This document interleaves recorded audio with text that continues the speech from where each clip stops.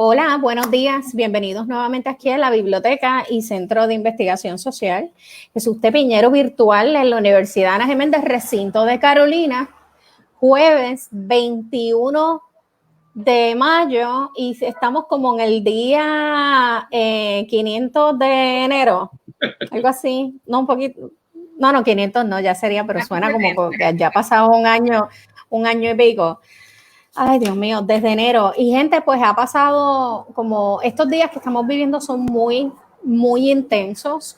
Así que cada vez que nos dejamos de ver como por 2 días, ha pasado un mundo. Recientemente, como muchos habrán recibido, llega una comunicación del Departamento de Justicia Federal en el que expresan que van a con los 300, 400 millones que estaban destinados a las escuelas de la ley CARES se van a quedar congelados, no los van a liberar hasta que no se designe un síndico. Vamos a hablar de eso más adelante en detalle. También vamos a hablar sobre la ley del plebiscito y unas comunicaciones del Departamento de Justicia Federal que también se han filtrado y que expresan un poco cuál es la postura de ellos con relación al plebiscito de estatus de noviembre. Tenemos también un poco, pues, qué ha pasado con el Código Electoral. Sabemos que ayer hubo una manifestación multipartidista frente a la Fortaleza. Hay unas expresiones que también contradictorias, extrañas que hizo la gobernadora ayer con relación a la información que se ventiló durante el fin de las vistas públicas en la Comisión de Salud que estaban investigando la adjudicación o la compra o subasta para comprar las mascarillas, las pruebas por $38 millones, que parece que ya llegó a su fin. Y fuera de eso, hay algo muy lamentable antes de empezar, que se ha estado un poco reflejando en los medios de comunicación y es el efecto que está teniendo la crisis sobre sectores bien vulnerables. Por ejemplo, adultos mayores. Estamos viendo todas las semanas el efecto que está teniendo y vimos en la prensa, mira, que no se han podido efectivamente hacer las pruebas según se había planificado a los centros de cuidados de envejecientes o de adultos mayores, como le llaman ahora. Y son grupos bien vulnerables por la edad y que están sujetos no tan solo al contagio, sino también a maltrato y a fraude, gente que se ha aprovechado de estos momentos para apropiarse de alguna manera de los fondos que ellos reciben. Pasa con todos los grupos. Están los adultos mayores. Se los comenté hace varias semanas y el gobierno no ha establecido ningún plan con relación a los inmigrantes indocumentados. Falta de trabajo, personas que están en una economía informal, que no pueden trabajar. Falta de acceso a ayudas, porque no, como son indocumentados, no tienen la posibilidad de recibir los fondos que muchos ciudadanos hemos estado recibiendo del gobierno. Por la misma razón, falta de acceso a comida, a poder adquirir alimentos. Hay muchos que están pasando hambre. Servicios de salud. No todos tienen acceso a servicios de salud y muchos no se atreven por su condición de indocumentado. Siguen acumulando deudas, muchos que están pagando deudas o que tienen que pagar renta porque no tienen estatus no pueden comprar propiedades. Y se estima, en Puerto Rico hay estimado, y esto es informal también, sobre 50,000 personas inmigrantes indocumentados en Puerto Rico, y de esos se estima que la mitad viven bajo condiciones de pobreza. Y es terrible lo que está pasando con ese grupo. Y aunque sí sabemos que hay organizaciones del tercer sector, y particularmente la comunidad más grande que tenemos de inmigrantes de República Dominicana, sabemos que hay grupos que han estado pendientes de tratar de atender lo que son las necesidades de estos grupos. Pues no dan abasto porque no es suficiente y no hay manera que ellos puedan duplicar las ayudas que están ofreciendo en este momento el gobierno federal y el gobierno estatal. Aparte de eso, otros grupos vulnerables, seguimos con el problema de las víctimas de violencia doméstica. Yo no he visto campaña de gobierno, sí lo he visto a nivel internacional y de otros países que ya han establecido toda una campaña de educación y cuál es el protocolo y si usted es víctima o si usted conoce a alguien. De aquí yo no he visto nada. Y igualmente con relación a los niños que también son víctimas de maltrato en el hogar, muchos hogares donde hay violencia doméstica, también hay violencia y maltrato contra los niños de ese hogar. Así que tampoco hay un protocolo, tampoco hay una campaña para hacerlo. Obviamente los niños se han afectado en términos educativos por lo que ha sido la dinámica que todavía no sabemos qué va a ser. Hubo algo una expresión del Departamento de Educación de que todos los niños iban a pasar de curso. No sé si eso aplica también a los que tenían que graduarse, si los van a graduar como quiera. Sí, no sé cómo van a empezar el próximo curso. Y también el fracaso del protocolo de la apertura de los comedores escolares, que fue una acogida de pendejos a los alcaldes, lo que le hicieron. Y vemos cómo tuvieron que cerrar muchos de estos, y no van a reír. Y un poco lo han dejado como que lo engavetaron. Y vieron que eso hasta llegó al tribunal, hicieron el show de que los vamos a abrir. Mira, ahora eso no está funcionando y no ha pasado nada. Así que eso está ocurriendo con los grupos vulnerables del país. Volvemos, cuando hay una crisis, hablábamos de que el gobierno tenía que partir al establecer un plan de acción de cuáles eran las necesidades básicas que tenía que cubrir. Aparte de las necesidades básicas, tienen que proteger a los grupos vulnerables, cosa que no creo que se ha hecho de manera muy eficiente. Así que, ¿por dónde empezamos? Teníamos lo de la ley del plebiscito. Sí, me gustaría brevemente añadir a lo que acabas de mencionar de los grupos vulnerables, específicamente sobre lo que tiene que ver con los arrendamientos. Es bien complicado en términos legales de que el Estado pueda intervenir en ese tipo de situación para ayudar a los ciudadanos. ¿Por qué? Porque son dos personas privadas que tienen un contrato de arrendamiento y obviamente también hay que señalar que hay unos derechos que tiene el arrendador y el arrendatario que a la vez confligen, ¿verdad? Cuando hay este tipo de situaciones, y eso es lo que agrava la situación en lo que pudiera ser eventualmente solicitudes de desahucio. Más aún cuando son, como tú muy bien señalas, personas desventajadas, muchos de ellos inmigrantes que por razones obvias no van a atreverse a exponerse a un tribunal porque pues los van a deportar, ¿verdad? En teoría y en la práctica. Y yo creo que ese aspecto, lamentablemente, el Estado, ni en Estados Unidos ni aquí, han podido abordarlo de manera efectiva. Sobre lo que tiene que ver con las ejecuciones de hipoteca, pues sí han habido ciertos amagues de parte de la banca de tratar de las cuestiones de la moratoria y todo lo demás. Lamentablemente también hay que señalar de que la mayoría de los ciudadanos al día de hoy están por arrendamientos porque las ejecuciones de hipotecas se han disparado en los últimos en los últimos 5 años a niveles exorbitantes. O sea que la crisis ahora mismo no la estamos viendo, pero de aquí a 2 o 3 meses vamos a notar cómo estos landlords o esta gente propietarios de residencias y de apartamentos van a tener también que recurrir a la vía del desahucio, porque tampoco están recibiendo ingresos. O sea que es toda una cadena que está conectada y obviamente, como tú mencionas, los más vulnerables son los que siempre se van a afectar negativamente. Sí, en ese sentido, José Enrico, es verdad, es algo que el Estado está en cierto modo limitado a poder intervenir precisamente, ¿verdad? Porque es un acuerdo entre dos entes privados. El arrendador que tiene una hipoteca y que tiene una responsabilidad con la banca con respecto a ese local o propiedad, pues a su vez tiene la oportunidad de solicitar una moratoria. Ese es el primer argumento para las personas que, ¿verdad? Los legisladores y diferentes grupos que han comentado esto. En el caso de que sea una propiedad que está libre de gravamen, pues la persona de todas maneras, tú no sabes qué tipo de responsabilidad tiene con respecto a otros, ¿verdad? Porque que ese ingreso es necesario para otras cosas. Así que ese es el balance que tendría que tener y consideraciones totalmente, ¿verdad? Privadas para que las personas puedan y de buena fe, vamos a ponerlo así, y de buena fe para que las personas, porque no nada más a nivel comercial, sino cuántas personas viven arrendadas.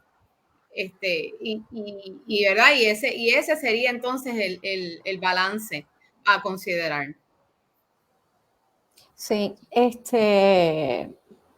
volviendo, pero en el caso de los inmigrantes, esa no es la situación de ellos, pero sí, hay una gran parte de la población que está en esa situación ahora mismo, no tan solo de alquileres residenciales, sino los comerciales.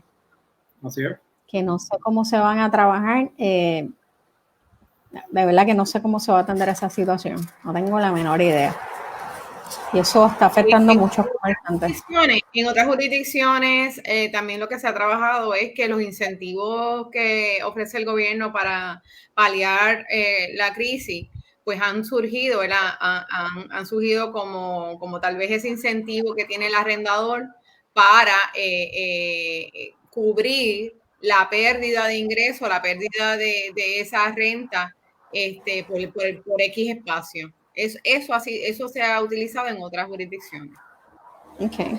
A ver de qué manera, ¿verdad? En este país podamos entonces atender, eso me da pie forzado para comentar que en la conferencia de prensa de la señora gobernadora el pasado jueves, que por cierto, ella tiene nuevamente en el día de hoy va a hablar de una nueva orden ejecutiva para... A la 1 de la tarde. Una apertura a la 1 de la tarde para una apertura escalonada, principalmente la empresa privada. Pero déjame ir rapidito. La semana pasada se invitó a representantes de la Asociación de Hospitales y demás, y a el Centro Unido de Detallistas, y se hizo una conferencia de prensa con esas ¿verdad? Con esos dos sectores en particular, y se hizo un desglose de los nuevos, de la nueva asignación gracias al CARES Act. Voy a hablar en particular de la empresa privada, de la empresa para las agencias públicas hablaron ¿verdad? De ingresarle un poquito más de fondos al desempleo, porque no tienen liquidez, de tanta gente, y podríamos aquí hablar muchísimo de lo desacertado que ha sido eso, no nada más el sistema, aquí hemos hablado del sistema que sucumbió, que no, el sistema digital o por internet, pero ahora están haciendo un servicarro, y se supone entonces que eso acelere el que se pueda radicar la solicitud. Eso no implica para nada la agilidad en la aprobación. Recordemos que no hay recursos humanos, que la secretaria ha comentado muchísimas veces lo limitado de los recursos humanos en esa área. Pero rapidito, en la empresa privada se designaron 350 millones para pago de nómina, es decir, para paliar la crisis con respecto a las empresas privadas y la nómina. 200 millones para los cuentapropistas, que hemos aquí hablado muchísimo sobre eso también. 250 millones y 100 mil más para las pequeñas y medianas empresas. Hablamos en aquel momento, se recuerdan que había que solicitar a través de un site que era ante el Departamento de Desarrollo Económico, que se solicitaba los $1,500, ¿se recuerdan? Pues va a haber una segunda ronda para las pequeñas y medianas empresas, pero no va a ser ante el Departamento de Desarrollo Económico, va a ser ante el Departamento de Hacienda. ¿Por qué? Porque se va a unir la información que tienes en el SURI, ¿verdad? Certificado de registro de comerciante y demás, se va a unir la información, y quien va a emitir ese incentivo o ese donativo de mitigación será el Departamento de Hacienda. Así que eso se anunció la semana pasada los fondos, sin embargo, no se ha anunciado la forma para solicitarlo. Si es que uno entra a Suri, ahí mismo hay un clic, o si hay también un site, como en aquel momento, que había un site en particular para las pymes. Se anunció también 150 millones para asistir a los hospitales, 50 millones para el turismo, en particular las empresas relacionadas al turismo local, no necesariamente los hospedajes, sino empresas relacionadas al servicio, para promover el servicio y dar servicios a el turismo. Y 10 millones también, 10 millones para adiestramiento a las pymes. Eso es bien importante también porque no nada más se trata de buscar fondos para activar la economía, sino estas empresas están, o estos dueños de empresas, dueñas de empresas, están, yo he hablado con varios y están, ¿y ahora qué? ¿Y cómo hago esto? ¿Y cómo vuelvo? Está incluso hasta un ánimo, hasta una parte hasta de mindset, ¿no? Esto va más allá de lo que vivimos en María. Así que esos 10 millones para adiestramiento, ojalá se pueda estructurar un plan adecuado para adiestrar en cómo activar la economía post-crisis. Mire, no somos los primeros, hay otras jurisdicciones que están pasando eso, incluso hay otras jurisdicciones que han pasado tsunami, cosas bien, bien terribles de destrucción masiva, o sea, no estamos hablando nada más de María, aquí pasamos algo bien, bien fuerte, pero podemos utilizar lamentablemente esas crisis que han pasado en otras jurisdicciones para nosotros poder saber cómo atender nuestras empresas locales y darles esas herramientas de apoyo, capacitación, asistencia técnica. Eso es bien importante. Ojalá, yo espero, yo ¿verdad? Auguro que realmente esos fondos puedan utilizarse para que realmente se capacite a nuestra empresa local y se llegue realmente a una activación.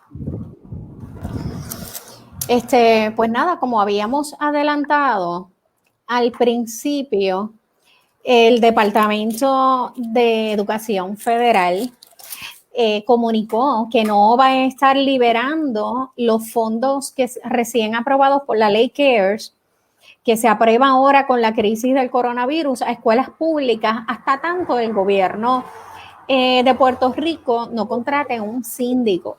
Y estamos hablando de 390 millones para escuelas y casi cerca de 50 millones que serían de uso discrecional de la gobernadora, pero también se arrastran unos 690 millones que están congelados desde el año pasado por las mismas razones. Entiendo que la gobernadora le había hecho una comunicación a la secretaria de Educación Federal, Betsy DeVos, para que liberara los fondos, pero aparentemente no se van a liberar y esto suma cerca de $1,000 millones que están congelados. Ni hablar de los otros fondos. No sé qué ha pasado con... obviamente las razones por las que se congelan los otros 690 millones, José Enrico. Pues obviamente sabemos por lo que ha pasado el Departamento de Educación en el verano de 2019, cuando se acusó formalmente a la secretaria de Educación en ese entonces y a otras personas y contratistas envueltos. Así que eso está pendiente y eso vamos a hablar más adelante sobre la solicitud de desestimación de la ex secretaria de Educación en su caso criminal federal.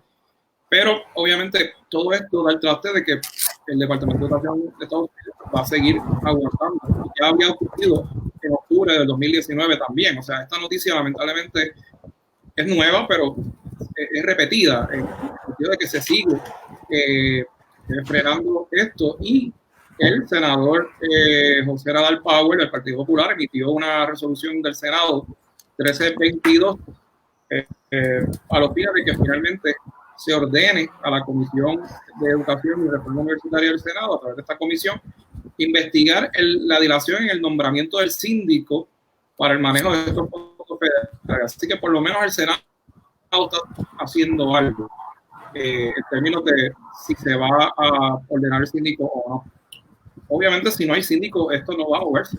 O sea, yo todavía no puedo entender la dilación porque no tiene justificación alguna. Más aún cuando estamos primero estamos en año electoral y segundo, sabemos que la pandemia ha paralizado todo en el gobierno, pero los niños y niñas tienen que regresar a la escuela en agosto y muchos de ellos se van a pasar de grado sin ni tan siquiera haber tenido que ir a la escuela por razones de la pandemia. Así que yo creo que el gobierno al día de hoy tiene que ponerse los pantalones, hacer lo que tiene que hacer, nombrar un síndico de confianza, que preferiblemente sea un exfuncionario probado en la sociedad, para devolverle la credibilidad al Departamento de Educación que tanta falta le hace. Bueno, pero si seguimos de síndico, en agencia por agencia, Dios mío, ¿a dónde vamos a llegar? Ese es el precio que se paga cuando hay corrupción envuelta en el gobierno, lamentablemente. Entre otras cosas. Sí. No para. Eso es un balance, también volvemos a las palabras balance. Comentamos aquí, incluso hemos criticado, y me uno, a que el Departamento de Educación emitió unas expresiones y tomó la decisión de pasar, ¿no?, a todos sus estudiantes.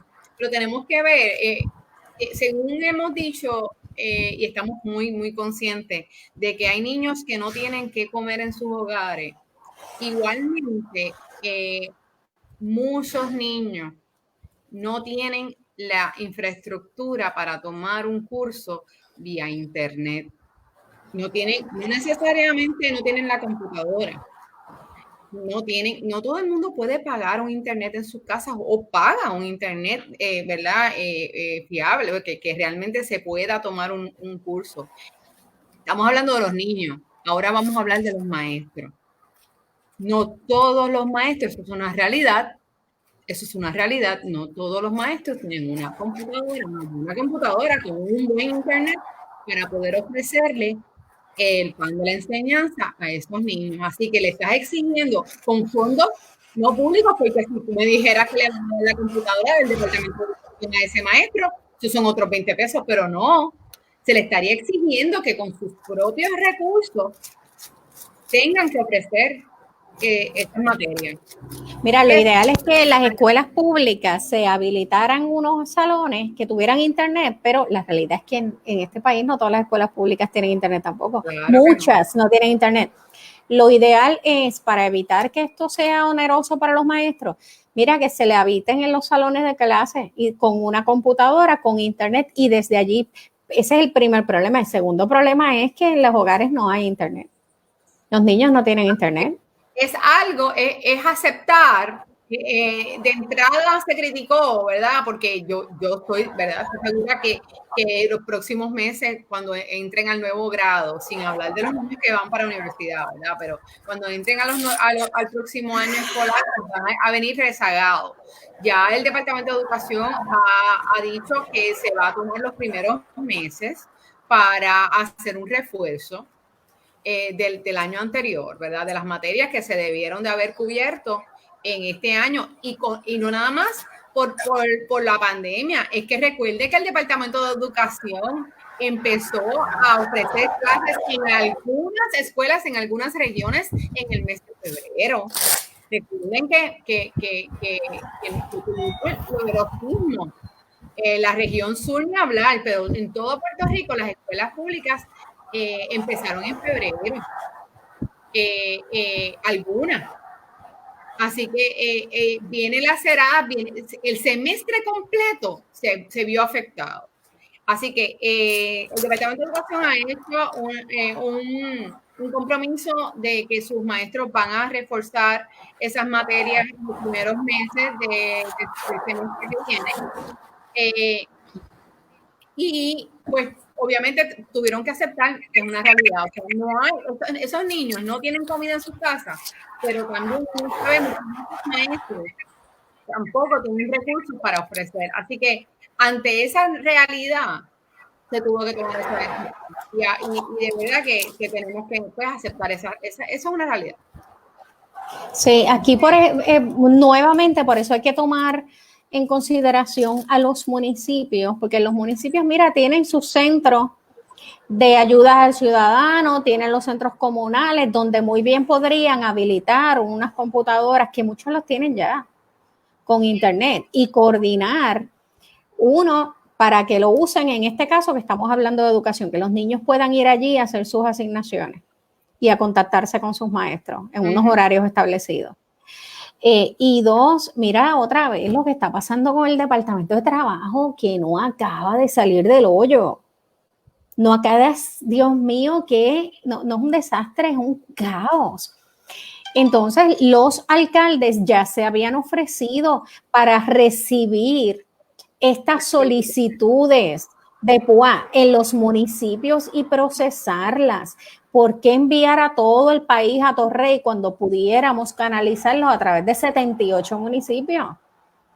Claro. Que pueden hacerlo, que tienen la gente, que tienen el espacio, que tienen la tecnología, lo pueden hacer. Lo mismo que trató de hacer el Departamento de Trabajo. Allí en Atorrey lo pudieron haber hecho con los alcaldes. Claro. Y lo pueden hacer todavía. Y Ivonne, también te quiero comentar que después de cuántos meses que llevamos, más de 2 meses, por fin el gobierno estatal, en particular el Departamento de Salud, reconoce que un municipio estaba haciendo las cosas bien. En particular le estoy hablando sobre el municipio de Villalba. Un municipio pequeño. Ajá, no estamos hablando de San Juan, de Ponce, de Caguas, no, es un municipio pequeñito del centro de la isla. Correcto. La epidemióloga Fabiola Cruz López fue contratada por el municipio de Villalba y se creó un andamiaje en donde ¿verdad? De un sistema de rastreo que estuvo bien implementado y operando perfectamente. Entonces el secretario de Salud pues lo identificó y 2 meses más tarde pues se tomó la decisión, pero más vale tarde que seguro que nunca. Y pues sí, pues entonces ella va a ser la que dirigirá el proyecto a nivel isla y esto se va a implementar en todos los municipios. Esto es algo positivo, ¿verdad? Esta es la noticia positiva del día. Se va a hablar un solo lenguaje, va a ser un solo dashboard y ahora por fin los números que tengan los alcaldes y las alcaldesas va a coincidir con el número que tenga a nivel estatal, que siempre lo hemos dicho, o sea, salía siempre los alcaldes diciendo, ese no es el número que yo tengo, no se están contando los números de mi municipio. Pues no, se supone que con este nuevo sistema implementado nuevamente en Villalba por primera vez y optimizado con unos fondos del Fideicomiso de Ciencia y Tecnología, tengo que comentarlo, pues este instrumento tendrá unos sistemas de datos confiables para divulgarlos al país y pues esa es la noticia positiva del día. Mira, yo creo que aquí deja todo al descubierto lo que por años hemos denunciado, que es la falta de integración de sistemas en el gobierno. O sea, es prácticamente increíble que en el pleno siglo XXI todavía no tengamos el gobierno interconectado en agencias de gobierno.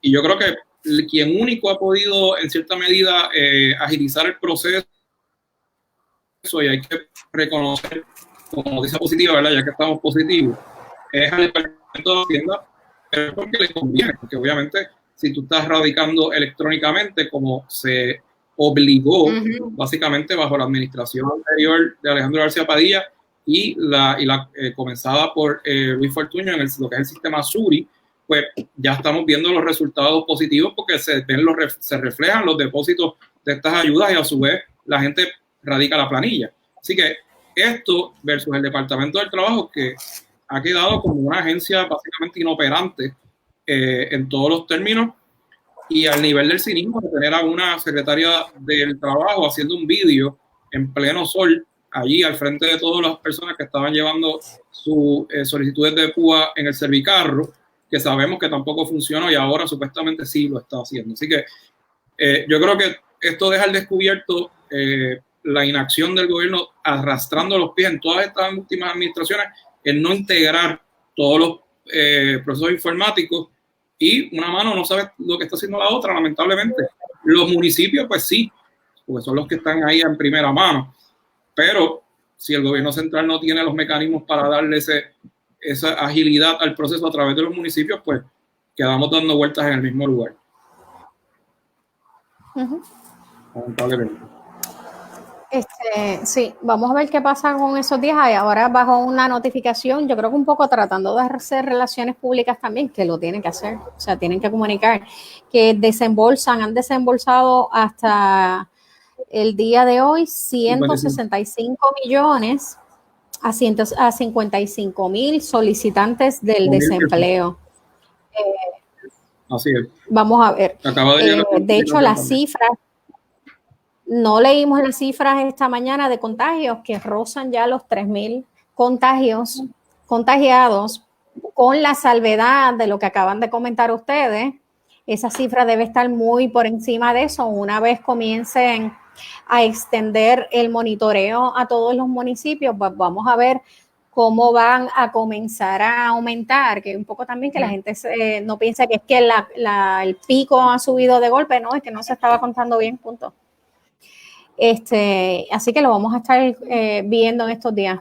Otra noticia importante, como saben, estaban anunciando la gobernadora la ley de la firma de la ley de plebiscito, que se estaría celebrando junto con las elecciones generales en noviembre ahora de 2020. ¿Cuándo es que son las elecciones? A mí se me olvida, este año. Me parece que es el 4 no sé qué día es. Déjame verificar. El 3, yo creo que es por ahí. Creo que anyways. Martes 3 de noviembre. Yo creo que es el 3. Yo creo que es el 3, martes 3 de noviembre. Después se filtran unas comunicaciones. Se filtran unas expresiones, una comunicación del Departamento de Justicia Federal en el que adelantan que no estarían avalando el plebiscito de estatus de noviembre 2020, según ha sido presentado ahora, y unos cuestionamientos sobre las opciones que se presentan, que sería estadidad sí o no. Obviando, también tienen issues con cómo se plantea preparar la papeleta de plebiscito de estatus. Tienen preocupaciones de que refleje la voluntad real del elector, según se ha preparado esta papeleta y las opciones presentadas.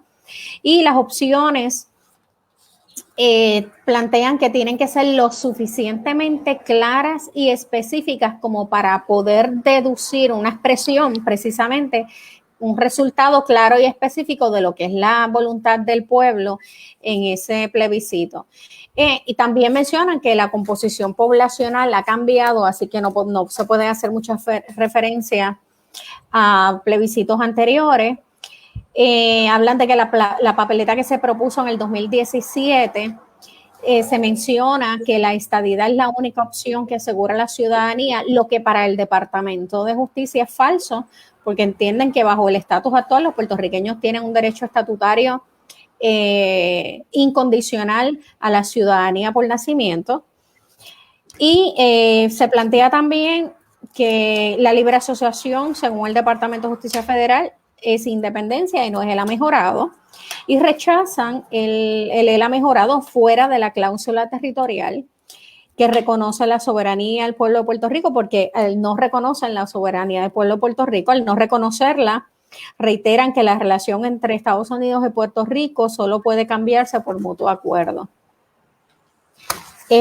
Fuera de eso, obviamente, ellos tienen que aprobar, porque esto saldría con unos 2.5 millones preaprobados que por la Comisión de Asignaciones en la Cámara, si no tengo, ¿es en la Cámara o en Senado?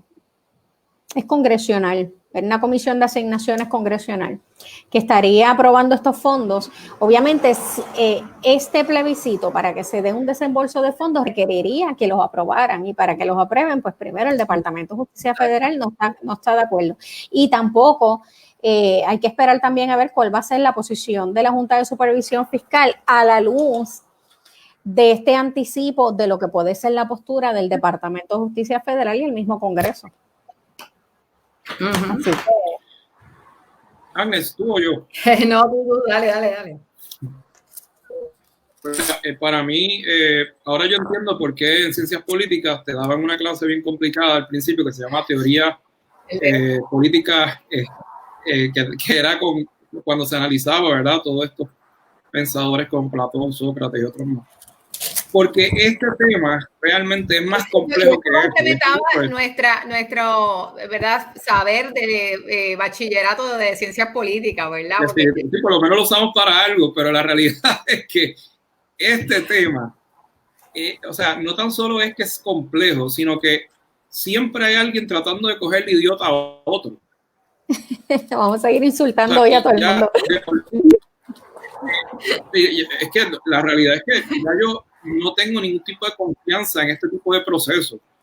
Tuve la oportunidad de trabajar en el Congreso Federal en el 98 cuando se fue el proyecto Young y vi cómo es que se hace un proceso legislativo congresional para avalar un proceso como sería un plebiscito de estatus en la isla, y al día de hoy esto no, o sea, no hay una garantía por parte del Congreso Federal ni tampoco por la rama ejecutiva para respetar los resultados de ese plebiscito. Y en efecto, pues, el efecto que el efecto que tiene directo es que es un acto simbólico. Y más aún, cuando tú ves que se ata con las elecciones, y no es necesariamente para ahorrar dinero. Todo lo contrario, es para que la gente salga a votar por la teoría de que el Partido Nuevo Progresista se va a fortalecer en esta elección porque no le va a temblar la mano en si vota por la estadidad, va a votar por el Partido Nuevo Progresista. Ese sería el efecto neto de todo esto y lamentablemente va a ser lo mismo de lo que ya tuvimos anteriormente. Bueno, nosotros estamos en contra del reloj. En la Comisión Estatal de Elecciones está en contra del reloj.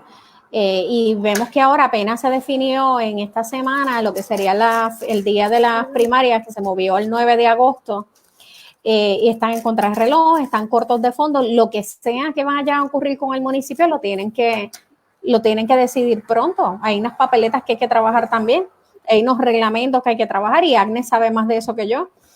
Pero ciertamente el gobierno tiene que convencer, van a tener que refrasear esa propuesta de plebiscito, porque si no convencen a la Comisión Congresional de la de Asignaciones en el Congreso y no convencen al Departamento de Justicia Federal y tampoco a la Junta de Supervisión Fiscal, ¿con qué chavos van a pagar el plebiscito? Claro. Entonces no hay chavos para pagar. No hay fondos ni para implementar el nuevo código, si se aprobase el nuevo código. ¿De qué estamos hablando? De identificar hasta más fondos, que la misma Junta de Supervisión en estos días también ha comentado cuán, ¿verdad? Ha dado para atrás, lo comentamos la semana pasada, ha dado para atrás incluso y ha aceptado que a la luz de las nuevas circunstancias tenemos, tú sabes, que ser un pinpoint, ¿verdad? Puntualizar. Y ha reconocido el fracaso de otras medidas de austeridad que se han hecho. Y así que entonces si estamos como que un pasito para adelante y 10, 20 para atrás. Así, esto no, en cualquier medida, ¿verdad? Que esto no pasa. Así que sí, ciertamente esta administración tendría que tener unos buenos argumentos para acceder a esos fondos. Otra cosa te digo, o sea, no te creas, tal vez independientemente de esos fondos tratan de meterlo en la misma papeleta o lo que sea. Eso sería bien fútil. Acabas de ver, ¿verdad? Lo que se acaba de filtrar no tendría ningún... O sea, ¿cuál es la diferencia de los otros 10 plebiscitos previos? Uh-huh. Todo eso, bueno, pero nada. Y no es meramente especulativo, es como sentido común, ¿no? Pero yo me atrevo a adelantar. Electoral y plebiscito esta semana. Yo me atrevo a adelantar, conociendo los personajes en el Senado, sobre todo en el Senado, de que van a aparecer los fondos, no sé de dónde, pero van a aparecer. Por eso dije, o sea, aunque aquello no pase. Sí. Claro, y obviamente pues, se están arriesgando a que nuevamente les digan que no cumplen con los principios básicos fundamentales de democracia, que siempre es la excusa que hace o que dice el Departamento de Justicia Federal. Y obviamente, si el Departamento de Justicia Federal no acoge o no avala, porque es más bien algo también simbólico, porque la jurisdicción primaria cae, la jurisdicción de justicia exclusiva es del Congreso de Estados Unidos a través del Comité de Recursos Naturales en la Cámara de Representantes, que es quien tiene la jurisdicción para poder mover esto hacia adelante. Y eso pues no creo que vaya a ocurrir, pero el plebiscito en efecto sí se va a dar. Sí, eso sería mi predicción. Bueno, cuando hablamos de principios democráticos, por un lado, y por otro lado, pues no se quiere reconocer la facultad de los puertorriqueños para decidir su destino, aunque yo sí puedo entender que si ese destino es en relación con los Estados Unidos, por supuesto que tienen que estar las dos partes. Claro. No puede ser que nosotros los puertorriqueños nos empeñamos en la estadidad o nos empeñamos en mejorar el ELA sin que la otra parte esté de acuerdo también con esas condiciones, excepto para la independencia, que yo sí creo que un pueblo que quiere ser independiente, yo no tengo por qué pedirte permiso, y eso es otra discusión. Y ahí sí tiene que haber un reconocimiento de la soberanía del pueblo de Puerto Rico para asumir esa postura. Pero no sé, pues volviendo a lo que han sido las expresiones.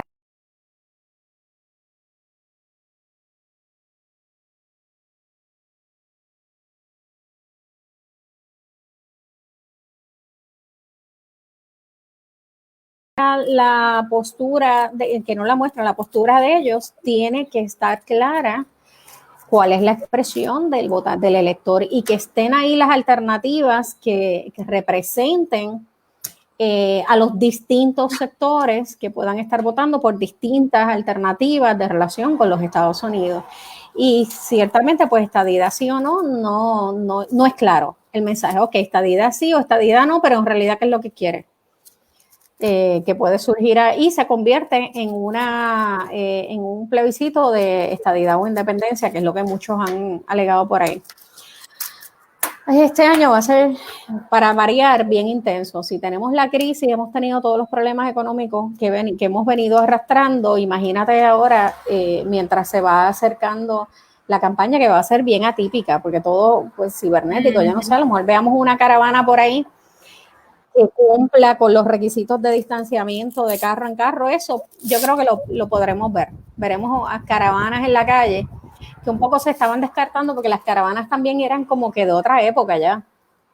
Ya eso de las caravanas por todos los pueblos, como se daban antes, de cientos y miles de carros, había sido reemplazado un poco por la dinámica de las campañas en las redes sociales. La gente no va a caravana, pero un déjà vu. Parece que vamos tenemos un Mira, el porciento electoral, según la elección pasada, bajó significativamente. Tenemos a un gobernante que fue electo nada más que con 41.9% del electorado, que no ni siquiera fue una mayoría, como tradicionalmente había sido en las elecciones en Puerto Rico y en otras partes del mundo y en Estados Unidos. Y yo creo que eso lamentablemente va a continuar en descenso, porque la gente está bien molesta. Y yo creo que esa molestia se debe de entonces trascender, ¿verdad? A que vayamos a participar. Sin embargo, la gente está no nada más molesta, José Enrico. Yo creo que es apática. Sí, apática, sí. Es una decepción tan fuerte que dicen, pero si de todas maneras vuelven y siguen robando. Y mira el otro, es lo mismo. ¿Ves? Eso es lo que tal vez hay que hacerle entender, que es que depende de ese voto el que podamos sanar algún día las estructuras. Y lamentablemente no puedo decir erradicar un 100%, pero por lo menos llevar a la gobernación y llevar a las entidades legislativas, estructuras de poder, a gente que tenga por lo menos la finalidad de traer cosas positivas a este país, de estructurar un plan de activación, de reactivación económica, que tanta falta nos hace, sin que tengas que deber una vela cada santo, ¿ves? Eso es lo que aspiramos, eso es lo que yo realmente aspiro. Y si el muchacho joven que acaba de salir de la escuela secundaria y tiene por fin su primer derecho al voto, puede entender eso, o ya una persona mayor que también que estuvo votando muchos años por tal vez un partido en particular y puede entender que hay una gama tal vez de una oferta nueva de personas que tienen esa intención, pues entonces ¿verdad? Ese yo creo que debe ser el mensaje, porque si nos quedamos en nuestras casas, sigue ganando la misma gente. Definitivo. Ayer, por dar un ejemplo brevemente, ayer puse un live del Partido Nuevo Progresista que hizo su selección de candidatos, y lo hice ¿verdad? Por hacerlo, ¿verdad? Para que la gente lo viera, y recibí varios insultos de gente, y varios, o sea, no hacia mi persona, sino al proceso de lo que se estaba llevando a cabo. Y una persona, curiosamente, me dijo, para eso sí tienen Facebook Live y todo bien técnico y bien sofisticadamente hecho, pero para el Departamento del Trabajo pues no tienen el software para hacer un proceso justo para que la gente pueda recibir su desempleo. O sea, ya de por sí, y era un ciudadano, una persona que común y corriente, no fanática, pero a eso es lo que estamos, o sea, ya al cinismo. La gente está tan por eso que está tocándole el bolsillo. Porque en otras instancias y en otras elecciones sí había una crisis económica, sí había una crisis fiscal en el gobierno, sí estaba la ley promesa, no estaba en la vez anterior, o sí se había aprobado en el 2016. Sí, claro. Estuvo en el debate esa situación, en esa elección, pero acá la pandemia más todo lo demás ha afectado grandemente a todo el mundo. O sea, literalmente a todos los que usualmente votan, que están en los partidos políticos afiliados. Y ahí entonces, cuando el puertorriqueño o a cualquier persona ciudadana de cualquier país del mundo, tú le tocas el bolsillo por inacción, por problemas en el gobierno y por culpa del propio gobierno, yo no sé cómo va a reaccionar la gente, y yo espero que no tan solo sea a través de protestas, sino que voten. Porque no podemos ceñirnos a las protestas y a tratar de sacar a un gobernante a la fuerza cada cierto tiempo porque no nos gustan sus acciones, cuando no vamos a votar y tenemos a esos senadores, esos representantes que no nos representan. Claro. Pero mira, hablando del asunto electoral, ayer hubo una manifestación multipartidista frente a la Fortaleza en contra de la propuesta reforma electoral. Ahí participaron personalidades como el Húgaro, Manolo Sidre, el estadista César Vázquez, que ahora es candidato del Partido Dignidad, y Héctor Luis Acevedo, con otras personas que habían, y algunos de los planteamientos de ellos en contra de la reforma federal es que hay organizaciones a nivel internacional e incluso en Estados Unidos que han estudiado la propuesta del voto electoral electrónico en Puerto Rico. Una de ellas es la Sociedad Científica Mundial, American Association for the Advancement of Science, que incluso le escribieron a la gobernadora Wanda Vázquez urgiéndole que no le diera paso al sistema de voto electrónico por su vulnerabilidad al fraude electoral, al robo de identidad, y porque pone en peligro la privacidad de los electores. Mencionan más adelante, mira, incluso los electores que son militares, que están en otros países activos, ponen en riesgo potencialmente proveyendo la información a adversarios con inteligencia de dónde ellos están ubicados, poniendo en vida sus vidas y la seguridad nacional. Todo esto por ejercer su voto electrónico.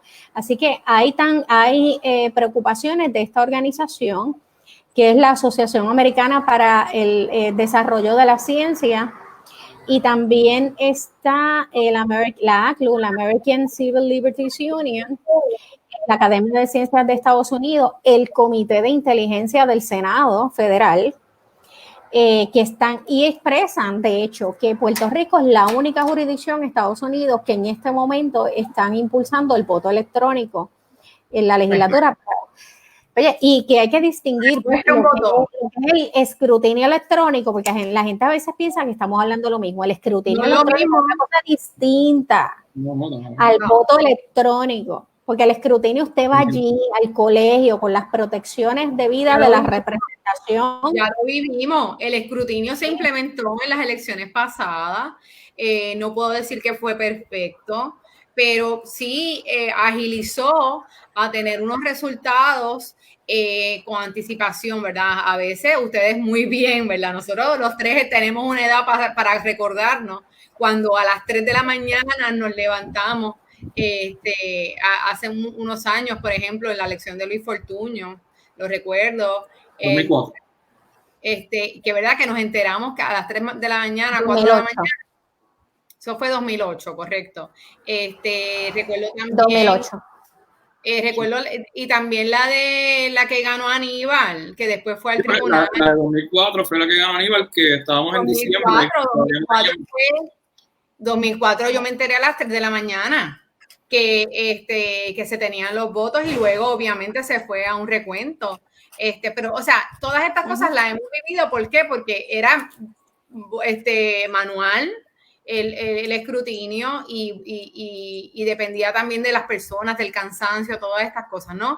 El escrutinio, para explicarle a la gente que nos escucha y nos ve, es ciertamente cuando fuiste allí, emitiste con un bolígrafo, un marcador, en verdad, el voto, ese es el voto, lo echas a la urna o en aquel momento en una máquina, y en esa máquina, ese es el escrutinio. Esa máquina va a determinar qué realmente fue lo que uno decidió.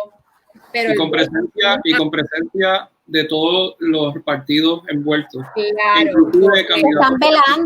Que están velando por proteger los derechos de las minorías, de todo. Y que en efecto la máquina esté asumiendo lo que en efecto la boleta que se le presentó. ¿Ok? Porque las máquinas tampoco, ¿verdad?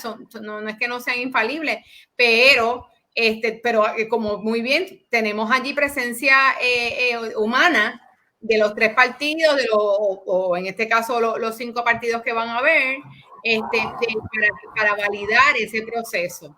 Ese es el escrutinio y no tenemos problemas con el escrutinio. Por cierto, ya llegaron a Puerto Rico las personas de Dominion, que es la empresa que estuvo, ¿verdad? Ya pasó, eso es una historia muy larga, pero que son encargada del mantenimiento y del list de las máquinas.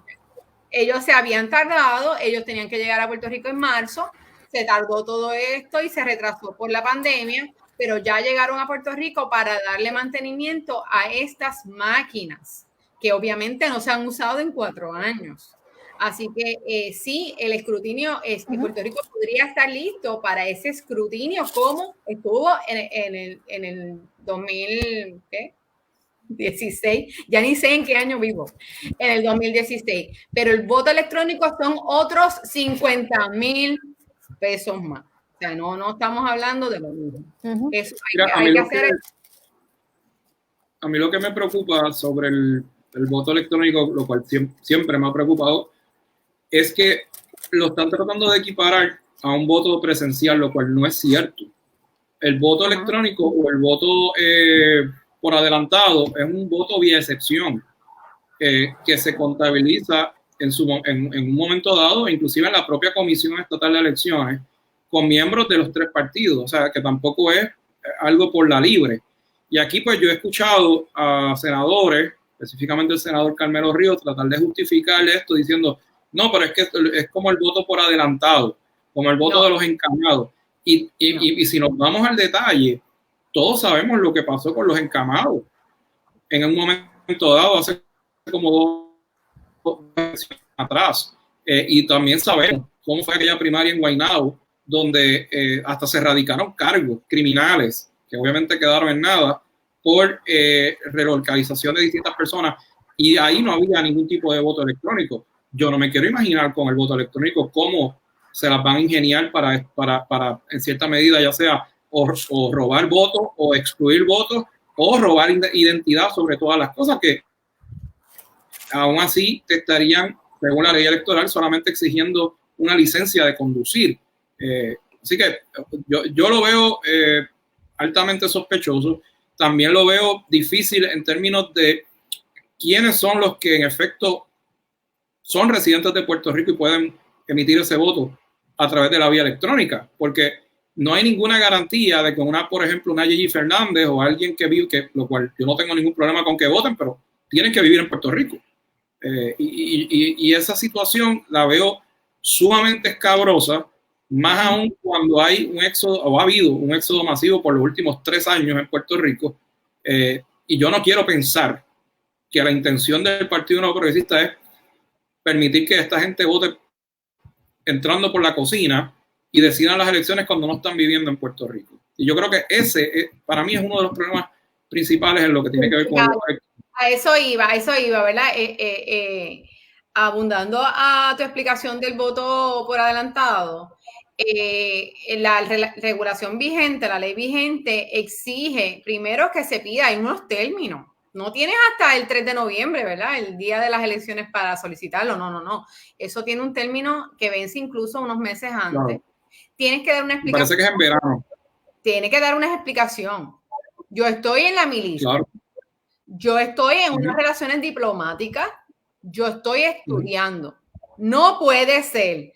Es que mira, me quiero ir de viaje, yo creo que es que voy a estar en un crucero y toda la cosa. No puede ser esa explicación así tan, que puede ser que sí, que puede ser que no. Incluso hay que evidenciar, ¿verdad? Lo que yo acabo de decir. Y es por excepción, es por vía de excepción, como muy bien dice. ¿Verdad? La norma es que vas ese día y votas allí en persona. Por excepción se permite esto. Ok, el voto tiene que pasar por una salvaguarda.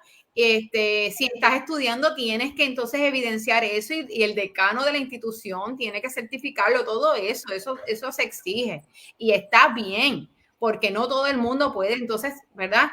Venir a participar. Con la ley que se quiere aprobar, el código o la mal llamada reforma, yo puedo adelantar mi voto, ya sea, ¿verdad? Por cualquier razón, adelantarlo. Puedo enviar la evidencia del pasaje o lo que sea electrónicamente, pero si ese viaje no se me da, ponte, y yo ese día estoy en Puerto Rico, yo puedo ir allí y volver a votar y decir que yo quiero cambiar mi voto. ¿Ok? Eso se podría permitir y eso es una de tantas, como tú dices, hay varias, o sea, nos preocupa por muchísimas razones. Pero eso en efecto es que eso no está claro. Y ponte, para decir que la reforma es correcta en todos sus aspectos y que no tiene vicios de ninguna, ¿verdad? A nivel jurídico. No hay tiempo, no hay dinero para implementarlo en este año. Eso es lo que realmente se ha tratado de explicar. Perfecto, lo apruebas y demás, pero no hay tiempo, tienes que aprobarlo. Todas las reformas, y esto lo comentó el licenciado doctor Luis Acevedo, ¿verdad? Gente que tiene una experiencia aprobada en esta materia. Eso es nuestro profesor de Derecho Electoral. Claro, todas las reformas que se han efectuado ¿verdad? Relacionados a la materia electoral han sido por consenso. Este no lo tiene. Vamos a empezar por eso. Segundo, en efecto, ¿tenemos consenso mañana? No se puede implementar en par de meses. Eso no es posible. Importante, Agnes, que lo primero que dijiste es una de las principales características de vivir en un país democrático. Claro. Que tiene que ser, porque si no, una parte, y elegirlo para mí.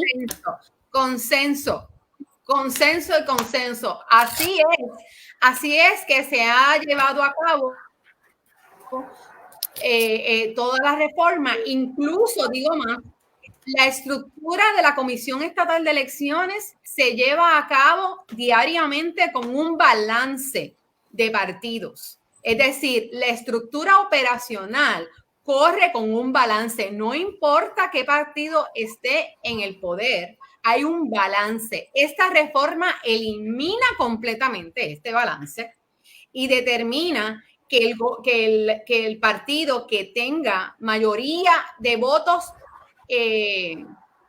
ayúdame, íntegros, será quien administra la comisión estatal.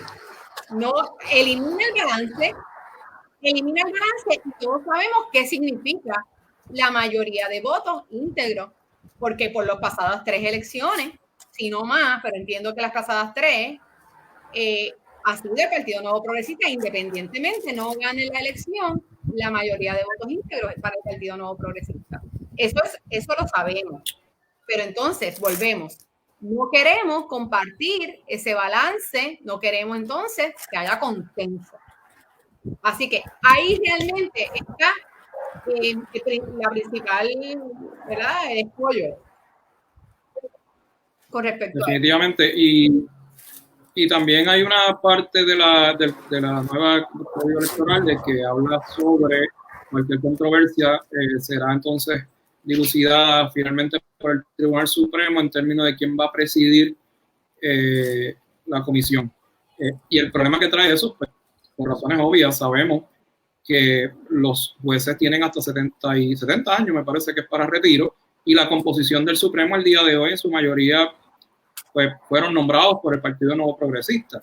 O sea que ellos en cierta medida se están asegurando, no tan solo de que si sacan los votos íntegros van a seguir presidiendo la elección aunque hayan perdido la misma, sino que van a tener también a un cuerpo colegiado, en teoría, ¿verdad? Según ellos, de que le va a responder a sus intereses. Y esa parte tampoco la quieren decir tan explícita como debe ser. Y a mí me parece que, además de todas estas artimañas que acabo de explicar, el valor del voto en este aspecto, cuando es electrónico versus presencial, va a darle ventaja a otras personas que tienen acceso a la información mejor que a otros. Es decir, ese voto va a valer más que el voto de una persona que por alguna razón no lo pudo ejecutar porque no va a tener oportunidad para ello. Así que está siendo excluido. O sea, no me venga a decir a mí de que tú vas a poner en un liquor store una computadora en la Comisión Estatal de Elecciones para que la gente vaya a votar allí.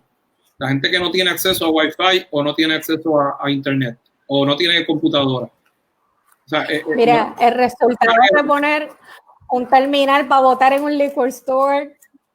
Bueno, con todas las teorías locas que están en ese código, ganar la independencia al otro día. No me sorprende. Definitivo. Claro, tendrían que inventar la ley para que no haya ley seca. Exacto, principal. Bueno, Ivonne, antes de irnos, tenemos ¿verdad? Esperamos que la gobernadora a la 1:00 p.m. pues nos hable sobre una nueva orden ejecutiva que va a firmar para abrir escalonadamente el comercio, ¿verdad? Y las diferentes operaciones comerciales en el país. Ante eso, quiero dar unas estadísticas. Economistas han dicho que para este año fiscal, que termina el 30 de junio, se estiman unas 6.600 millones de pérdidas de dinero en pérdida económica por la falta o limitación de actividad económica en el país, y que lamentablemente eso no ayuda tanto porque ante todo, ¿verdad?, las salvaguardas que hay que tener de salubridad, también se estima que para el próximo año fiscal hayan unas 5.800 millones de pérdida, ¿verdad?, para la economía de este país. Eso nos lleva a que diferentes sectores y gremios empresariales están llamando, ¿verdad?, están dando la voz de alerta. 57% de los restaurantes están cerrados al día de hoy, porque tenemos que entender, ¿verdad? Muchos rápido empezaron a decir, pues tenemos el carro, y me llaman y lo vienen y lo recogen, o rápidamente activaron un servicio de delivery, activaron su página de internet o algún tipo de site para poder solicitar, pero no todo. 57% de los restaurantes en Puerto Rico pudieron hacer. Pues porque no se presta, porque no tienen el recurso humano, ¿verdad? Cualquier razón. Así que vamos a ver que en la eventualidad que se vaya abriendo estos restaurantes o estas diferentes empresas de la gastronomía y turística en Puerto Rico, hay que capacitar a ese recurso humano ante las nuevas guías de salubridad. Hay que, no nada más, hay que explicar ¿verdad? Cómo atender a ese comensal es distinto, porque hay que tener esas medidas. Estamos hablando de 16,000 empleos que se han perdido al momento. Como le dije, 57 no están operando y se estima que 25% de esos negocios que yo acabo de decir no podrán continuar operando, ya sea por X o Y, porque ya 2 meses, no todo el mundo tiene ahorro, no todo el mundo tiene para pagar la hipoteca o todas las diferentes utilidades que uno tiene que continuar pagando. Y más allá de todo bien difícil. Correcto. En este cuatrienio hablando de que veníamos tener reserva. Correcto. O sea, muchos se lo comieron para María. Después vinieron los sismos. Después que sí, o sea, todo ha sido tan lacerado, ¿verdad? Que pues lamentablemente habrá más quiebra y tendríamos que atender eso.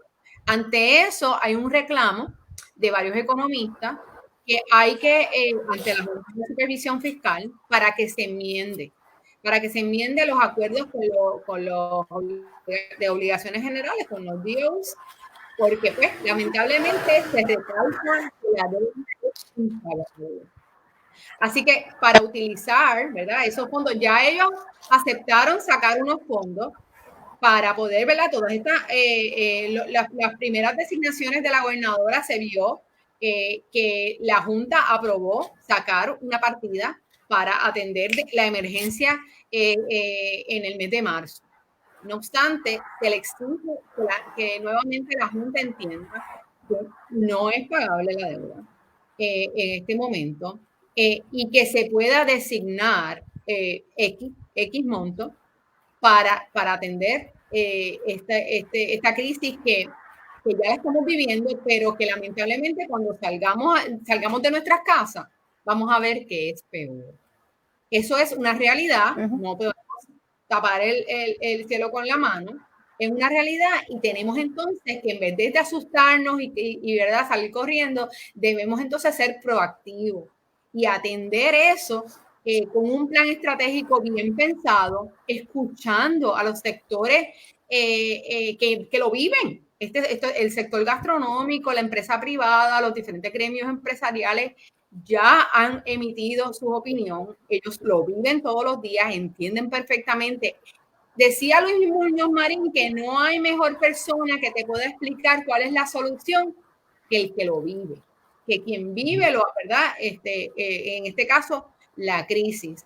Así que vamos a escucharlo. No sirve de nada tener un task force económico si no se le va a escuchar.